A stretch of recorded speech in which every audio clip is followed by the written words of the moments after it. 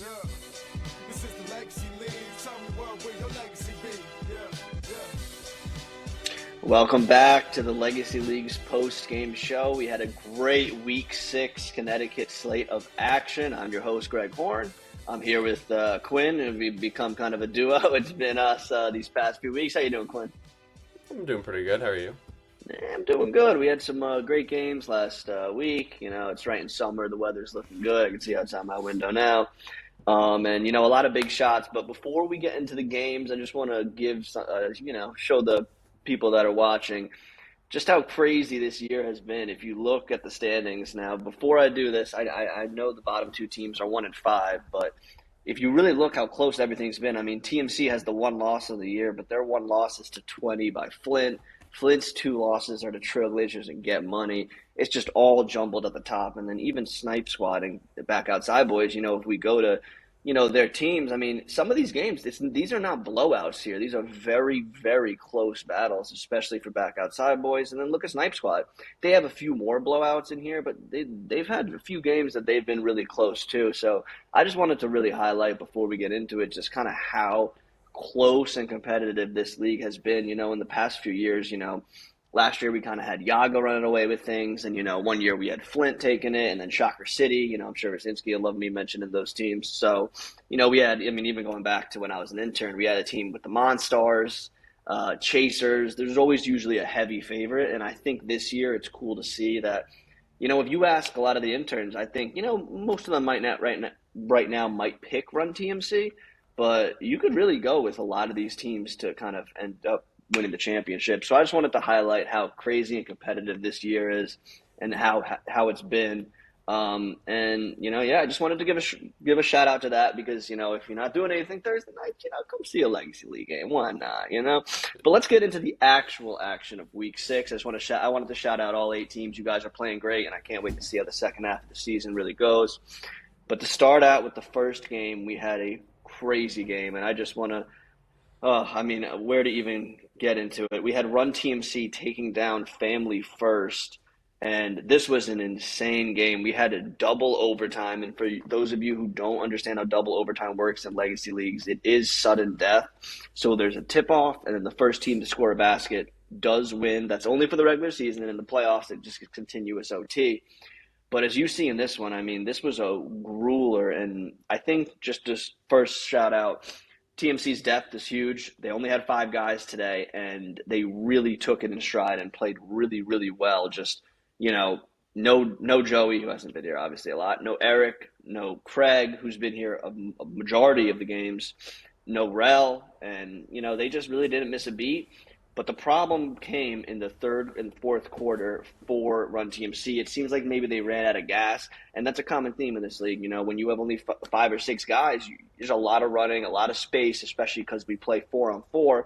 And it seemed like Run TMC just ran out of gas in that fourth quarter, the 34-18 fourth quarter. Family First was just on fire, and I want to give a shout out to Marquise and Jose and Rico and those guys, because they were playing really well. They fought. They were down, I think at least 13 at one point, and I went to go do an interview, and then they brought it all the way back. So I just want to give Family First their credit first, but I got to talk about Run TMC and Reggie Stewart because, look, there's something you could say about Reggie Stewart. If I had to make a Mount Rushmore of clutchest players in Legacy League's history, I think Reggie Stewart and Mike Davis are solidified on that list.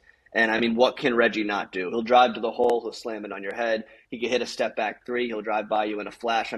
There's nothing that Reggie Stewart can't do on that basketball court. Oh, and he's also the clutchest player we have in this league with absolute ice in his veins. So I just want to give a shout-out to Reggie. He runs TMC, and that's always been a saying that's going around this league, but he literally runs TMC with his rebounding, his passing, his leadership.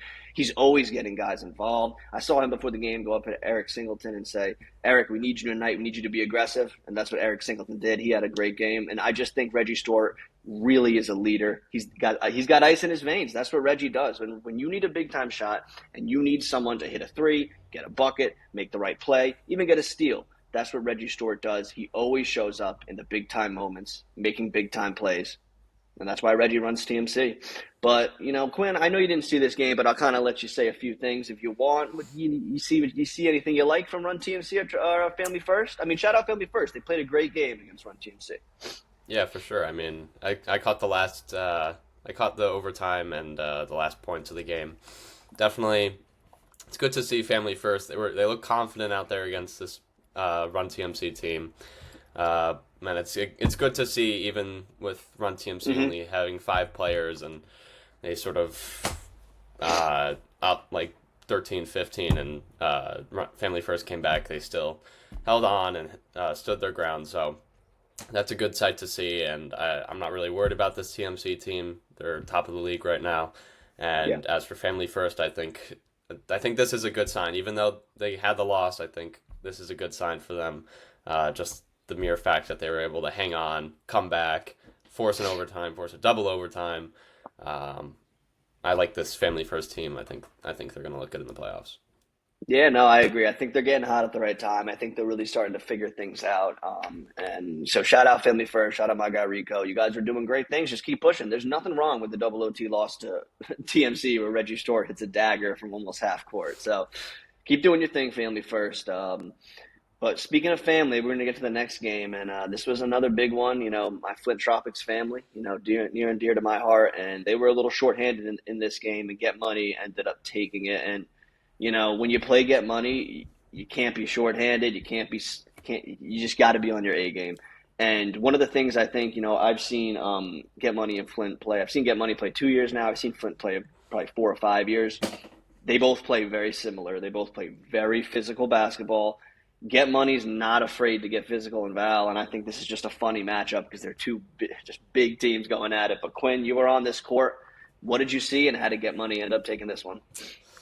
I would say first half pretty close. It was the second half where Get Money was sort of able to pull away, and they just had multiple players doing the right thing. They had Kyle Davis leading them. They had Ty Sheen doing a lot. He had 9 points. 8 rebounds, 6 assists, so he was sort of that glue on the court, getting everybody the ball, getting the ball. And they were just sort of all working together, which helped them get this win. As for Flint Tropics, I mean, yeah, they were obviously shorthanded, just like TMC was, but I mean, that team looked lost when Nick Japs wasn't on the court. They couldn't really move the ball right. They couldn't really get up any shots. And I think Get Money knew that, and I think they took advantage of that when Nick was off the court. And that's where they were able to get those easy points, those steals, those blocks turning into easy layups, things like that. So unfortunately for Flint Tropics, another unfortunate loss. They obviously had the week off last week, and then a few weeks before that they lost to the Trailblazers. So hopefully next week with 2 games they'll be able to get back into this. They're still 4-2. Not really worried about this team. But yeah, overall, pretty good game. And for Get Money, I think this is a really good sign for them. I think they're another team that's looking good for this playoffs. And I'm excited to see what they can do. Yeah, no, I completely agree. And one of the things I noticed in this game was Tyron McRae. As we know with Flint, you got to play TJ Gianni literally like Steph Curry. And I'm not saying TJ Steph Curry, but TJ Gianni in this league is a lights out shooter. Look at it. He's 4 for 5 on the night from 3. You have to face guard him and guard him, pick him up at half court. And I noticed in the second half, Tyron McRae was. For those of you who don't know, Tyron plays football. Like, Tyron's an athlete. I mean, these guys are athletes. And he was face guarding, sticking with TJ Gianni. And it's kind of like you said, when Nick Japs isn't out there doing his thing and TJ can't find his shots, it's going to have to be Dom, Matt, Cody, Ryan. I mean, Mike Druon's a big guy out there, Tyler. And, I'll get to Get Money in a second, but, Mike Bizzuto is a Flint guy who hasn't been here. If you look at his player page right now, this is what Mike Bizzuto did for this Flint Tropics team. Mike Bizzuto wasn't like a 6-man for this Flint Tropics team. He was the star player on this team. I mean, he's the MVP of Winter 19. He's someone they desperately need back. I would love for you guys as interns in this league to see Flint with their full team because he's just someone who I think, when Nick's not scoring and when TJ can't score, he's kind of the guy that supplements that. But I just want to give my flowers to Get Money. I said on the last podcast, I don't know what they did to Joey because Joey gave them Flint, TMC, and Glazers back to back to back. But I just want to get money their props. Kyle Davis had his best game of the year. He's starting to find a groove with this team. I actually love when he starts talking and kind of getting into it. It seems like it kind of gets him into the game. Tyron had a great game, and I really love the role that Ty Sheen's playing, just kind of taking a step back, attacking the basket when he needs, but kind of being more of a facilitator. He was playing defense on Nick Japs, which is a very, very tiring role. So I just want to give a shout out to this Get Money team. They're pushing through the adversity that you kind of have to in any sport. And, maybe they'll get some money at the end of the year because I think they're really trending in the right direction. So shout out to both these teams. But mainly shout out to Get Money for taking that dub. My Flint boys will be back, but let's get on to the next game, and that was another double OT game. It was just, excuse me, sorry, not a double OT game. Got ahead of myself. Got a little excited there. We got the next game coming. This could have been an OT game. This was very close, this whole game. I think if you look right now, the clear reason this game didn't go in Snipe Squad's favor is going to be that second quarter. They were right there with Biggest Skis. After the first quarter, they're up 19-17. Tim Case was doing his thing. Angelo kind of had one of his worst games, if I had to say. The 1 for 5 from 3 isn't usually characteristic of him. I think he's around 40% on the year. Tim Case, again, had a great game. And it was good to see, 24 showed up. He's kind of a new player they have, a bigger guy, can handle the ball. So, for Snipe Squad, just keep doing your thing. Keep figuring it out. You get more guys involved. You get your run-ins, and just focus on the playoffs and kind of make that next step when you get that first-round matchup. Because right now you might have a 1 or 2 seed you're playing, and you guys can make a crazy upset. You have the talent. But going to the Biggest Skis, I want to just show them some love. Justin and Jaden played great. Miles Raymond's really looking good. Devin Serrano didn't have his best game, but he's just a leader for those boys. And I just really think going forward, this Biggest Skis team, this was a huge win for them going forward. The momentum it's going to give. And I think they have the talent. I was talking to Devin after the game. He said they got a few free agents on this team. A lot of these guys, they don't even know each other. So they're really just kind of figuring chemistry out, putting all the puzzle pieces together. So that's a common theme for a lot of these teams in this league. I think there's really some of them, they're family, like a Flint or a Get Money. And then you got teams like the Biggest Skis. And they're really just trying to put these puzzle pieces together and figure out, what's the best rotation, who should play when, who do I really work with, who has good chemistry. So Biggest Skis, shout out them. They played a great game. Keep doing your thing, guys. You guys are really looking great. And another team that's trending in the right direction going into the playoffs. But as we know, this league's very week to week. So, next week it could be Snipe Squad getting a big W, and we're saying that they're looking really good going into the playoffs. So, overall, it was a great game. Shout out to Biggest Skis. You guys pulled out 73-63, and you guys fought in the end. And I can't wait to see what y'all do next week, see who they got. Biggest Skis got Flint in 2 weeks, so that's going to be a huge, huge battle. I know they got Family First next week, but I'm very excited to see in that last week what they can do against Flint. Now we'll talk about the next double overtime game of the week. It was the Trailblazers versus the Back Outside Boys. And man, was this an absolute battle. The Trailblazers were the number 1 ranked power rankings team by everyone. And they ended up losing to the Back Outside Boys, who got their first win of the year, I believe. Let me just double check, but I'm pretty yep. Back Outside Boys with their first win of the year. So, Quinn, you were on the court. You saw it firsthand. What happened here? Very disappointing loss for the Trailblazers. We both had high expectations for them in this game. We both were predicting high scoring for the Trailblazers, and I think their players did too. I heard them before the game saying this is going to be the first team that's going to score 100 this season. And they just, I think they were just a little too confident in their game. I think they went into this expecting them to blow out. I noticed that they started not their usual starters, and I think that sort of shows where their mindset was in this game. Not really all into it, and they just expected to win this easily, and that's not really the case. And because they didn't start their usual starters, the Back Outside Boys were able to take a lead in the first quarter, and ultimately Trailblazers were able to cut back on that, but then that went to overtime and then double overtime, and Back Outside Boys were just lucky enough to get out of this with a Trailblazers team that sort of just looked lost out there. Obviously, Javon still leading this team, but Yeah, it didn't look like your usual Trailblazers team. They weren't hitting their shots. They weren't really working together as a team. And as for the back outside boys, I mean, you can't complain about this one. The first one of the season, even though it's been a bit of a struggle, this is definitely something that should get their spirits up. Beating the number one team in the league, Dante leading them, had a great game for them, and I think they, unlike the Trailblazers, they were hitting their shots. They were getting those easy lays, those easy buckets. They weren't just letting those up, and I think ultimately that's what helped them get this win. And the mere fact that even at what were they? They were 0-5, I think. 0-5, yeah. Yeah, they even at 0-5, they still look so confident with the ball and so confident putting these shots up against this team. That's a promising look at the minimum for this team. Even though they're still 1-5, it's still promising to see that they're still out there fighting. Yeah, no, I couldn't agree more. And, for the Trailblazers, like we said, disappointing loss. Flush it, move on to the next week. I don't really think this is going to define their season at all. Everyone loses here and there. Even Ali lost. It's okay. Glazers, you're good. Just focus on the next game. You guys are good. For the back outside boys, I just want to kind of echo what Quinn said.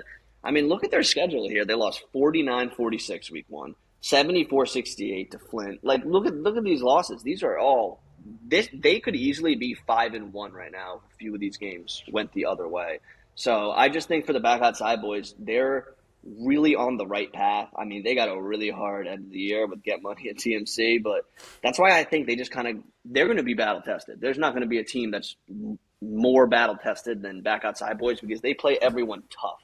So I just want to really give them their props because that was a huge win. No one picked them to win, and they proved us all wrong. So we'll eat our crow and kind of take it in stride. But speaking of the standings, I'm going to pull those up because we're going to do a Quinn finals pick. I'll do my finals pick first. And I had the Foot Tropics, no surprise there. The leader of the Foot Tropics fan club. I just think that when they get their full team back, when they're playing team basketball, I think that they're just a team that they know how to win in legacy leagues. They've done it before. And I just think that at full strength, there isn't a team that has their size and athleticism and their chemistry. And, we're going to see if I'm wrong going forward because I have been wrong before and I will be wrong again. But Quinn, who do you got taking the finals as of now? Not an official pick, just as of now. As of now, I think I'm going to go with Get Money versus Trailblazers. Okay. But I feel like it's right there between Glazers Agreed. and TMC. I think it could go either way. They're both powerhouses, and we'll see what happens in the playoffs. Yeah, no, I agree. I mean, like I said in the beginning of this show, that's kind of what we wanted to harp on this episode is this. I know the standings, there's a 1-5 team in TMC, but, I think Quinn would agree with this. If TMC played back outside boys tomorrow and TMC won by 6, I wouldn't be that surprised. Like, the records really don't show just how close this league is competitively. And I mean, I know me, I know Quinn, I know Connor, and the rest of the interns are really excited to see just how it pans out because it's going to be a few possessions here and there that separate a few of these teams in the playoffs. So, shout out to all our teams. You guys are making this year a very fun year, and that's all we can really ask for. I think that's going to do it for us. We've got a great week of Legacy Leagues action next week. Shout out Reggie Stewart, Mr. Iceman himself. You don't miss, Reg. And I remember 3 episodes I said something and you told me that we were calling you out. So now we're going to give you your flowers, Reggie. You do it all. You're one of the GOATs, and that's why you're on the Mount Rushmore.